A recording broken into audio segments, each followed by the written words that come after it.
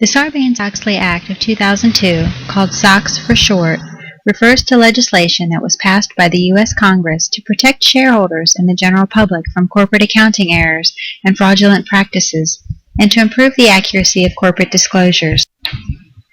Starting in the 1990s, there was a slew of business fraud and falsified accounting statements at companies such as Sunbeam, Waste Management, Rite Aid, and at many others before the larger cases of the 2000s surfaced, which made up Forbes' list of 10 biggest frauds in recent history. Number 1 on the list was Enron. This energy company's bankruptcy in 2001 resulted after allegations of massive accounting fraud, which wiped out $78 billion in stock market value and led to the collapse of the auditing firm Arthur Andersen. Enron's former president, Jeff Skilling, is serving a 24-year sentence. You may have heard of number 2, Bernard Madoff, a New York money manager and former chairman of the NASDAQ. His Ponzi scheme, the largest fraud ever by an individual, was exposed in December 2008 when Madoff, now doing 150 years in prison, confessed to his 2 sons. Madoff duped investors out of approximately $50 billion. Number 3 was the investment bank Lehman Brothers. It was the largest bankruptcy in history and set off the worldwide financial crisis in 2008. Executives had filed false financial statements. Number 4 was Cendant, where a decade-long accounting fraud was uncovered in 1997. Executives deliberately and fictitiously manufactured about $500 million in fake revenue in an attempt to ensure the company's earnings matched analyst expectations. It was estimated to have cost investors at least $19 billion. Also among the top 10 were MF Global, WorldCom, Fannie Mae, HealthSouth, Tyco, and Quest, all with similarly unbelievable stories of accounting fraud and resulting prison sentences for top executives. The Sarbanes-Oxley Act of 2002, drafted by U.S. Congressmen Paul Sarbanes and Michael Oxley, was intended to improve corporate governance and accountability. It consists of 69 sections covering oversight, auditor independence, corporate responsibility, and enhanced financial disclosures. All public companies must comply with it. Of the Forbes top 10, most cases occurred or had originated before SOX was passed. What happened at Enron and WorldCom ultimately led to the creation of SOX, which, simply put, is an attempt to protect us from accounting fraud. Since the 1930s, U.S. securities laws have mandated regular reporting of results of a company's financial status and operations. The Securities Act of 1933 requires that investors receive relevant financial information on securities being offered for public sale. SOX has turned the focus on the accuracy of what is reported and the reliability of the information gathering process. Today, our world is incredibly interconnected. Digital technologies enable us to conduct business rapidly and even sometimes anonymously. As a result, fraud has become enormously complex, sophisticated, and pervasive. According to the Association of Certified Fraud Examiners, the ACFE, fraud includes conflicts of interest, bribery, theft, illegal diversions of cash or other assets, and financial statement fraud. A 2014 ACFE survey estimated that the typical organization loses 5% of its revenues every year to fraud. The global loss in 2013 approached $3.7 trillion. Across the world, asset misappropriation represents most fraudulent activity. To accomplish massive fraud, corporate individuals invent fictitious sales and revenue streams, conceal losses, inflate inventories, and manufacture phony profits. When the Enron and WorldCom scandals were exposed in late 2001, similar occurrences were also happening at ImClone, Global Crossing, and in other companies. Congress began hearings for the legislation in December, but Congress did very little in response because of the differences of opinion between the largely Democratic Senate and the largely Republican House. There were some committee hearings, and a number of bills were introduced to address corporate misconduct, but no legislation resulted, and corporate reform stalled. Then, on March 21, 2002, the U.S. House of Representatives Subcommittee on Oversight and Investigations held a meeting to discuss the bankruptcy of Global Crossing and its effect on investors, markets, and employees. By June of 2002, the uproar over Enron's collapse had faded with still no action from Congress. Enter WorldCom. WorldCom's board of directors discovered accounting fraud through the efforts of the company's internal auditor, Cynthia Cooper. Then WorldCom disclosed its $3.8 billion accounting fraud. The company filed for bankruptcy protection, wiping out its shareholders. The public was now demanding action. Millions had lost their life savings in various scandals. Fall elections were approaching, and the stock market was still dropping.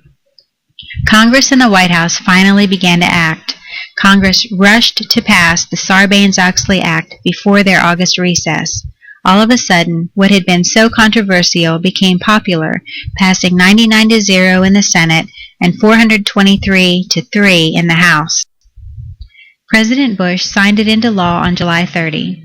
Because political support for SOX was so rapid and overpowering, the legislation was not carefully debated. Thus, many SOX sections weren't vetted and have since been questioned, delayed, modified, or slated for modification. Still, the Sarbanes-Oxley Act is known as the most sweeping investor protection legislation passed by Congress since the Great Depression. With investor confidence shaken, the 74-page SOX statute attempted to respond to corporate scandal and to restore confidence in the stock markets. In a nutshell, it mandates increased personal liability for CEOs, CFOs, and other senior managers, corporate boards, and audit committees, making them directly responsible. It gives board audit committees, rather than CEOs or CFOs, full control of auditors. It defines new reporting requirements for financial statements and gives new definitions of conflict of interest. It restricts the services auditors can provide and restricts hiring practices between these entities. It is designed to protect investors from the possibility of fraudulent accounting activities by corporations by improving the accuracy and reliability of corporate disclosures. It provides for new levels of auditor independence. Increased civil and criminal penalties for securities and other violations, insider trading, and certification of internal audit work by external auditors. SOX banned the executive perk of corporate loans. It also allowed the SEC to freeze executive bonuses and other extraordinary payments. This led to a focus on when executive pay and perks are excessive, how consistently pay is set, and what policies govern decisions on pay and golden parachutes. SOX also established the Public Company Accounting Oversight Board, a private nonprofit corporation, to ensure that financial statements are audited according to independent standards. An article in Business Insider says that many white-collar crimes aren't committed by hardened criminals, but are often committed by moral people under financial strain. Often, they got away with something minor and decided to take it to the next level. Psychologists and economists say that the cause of unethical behavior, such as fraud, has its roots in making decisions from a purely business perspective and not from an ethical perspective. People set goals and have a single-minded focus to achieve them, sometimes blinded to ethical concerns. Large bonuses offered for meeting sales goals sometimes lead to immoral choices. People who feel detached from their jobs may justify stealing from their employers. Time constraints sometimes cause people to cut corners. The list goes on and on. The leadership of a company that operates with integrity will evaluate board members. Shareholders expect board members to be independent and financially knowledgeable. It will create appropriate committees.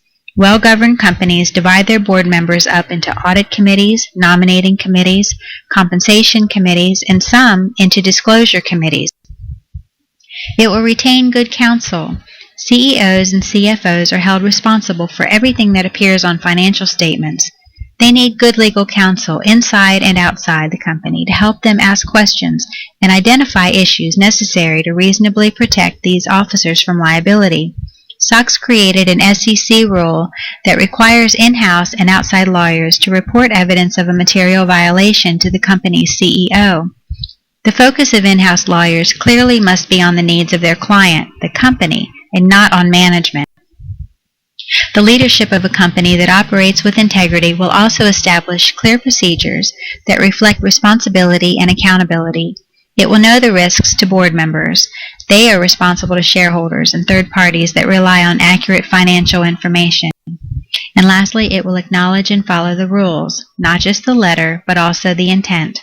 SOX only outlines how accounting rules are to be followed. It cannot prevent a financial crisis. It can't make people moral or ethical. It can only report whether or not controls are in place. Enforcement of the law is as important as the law itself. If there's no enforcement of rules or laws, they're meaningless. Self-regulation just doesn't work because of the nature of humans.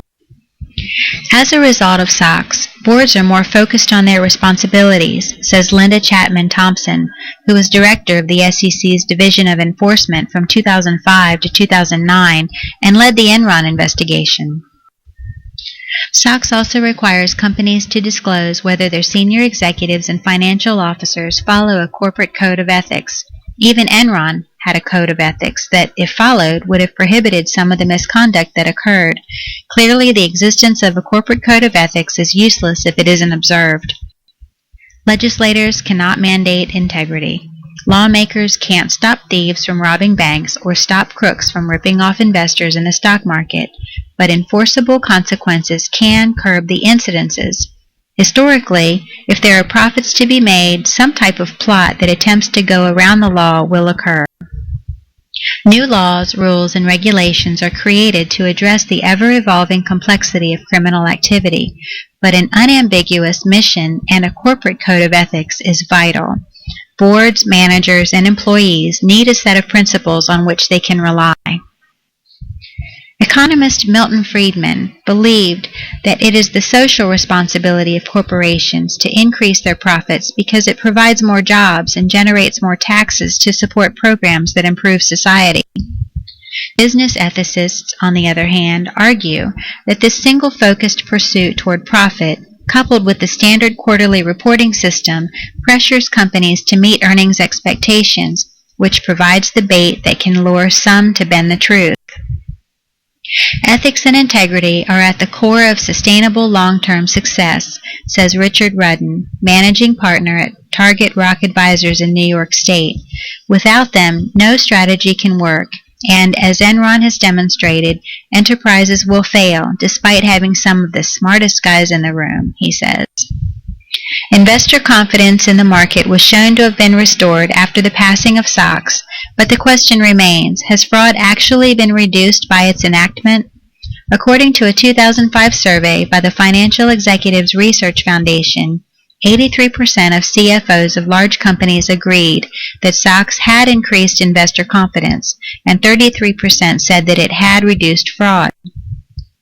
The general consensus is that corporate governance has improved following the passage of SOX.